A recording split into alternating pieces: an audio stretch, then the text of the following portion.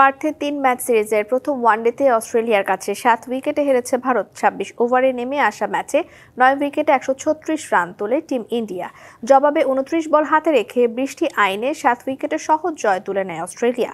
রোহিত শর্মা আর Shubman Gill open করতে নেমে innings লম্বা করতে পারেননি কেউই।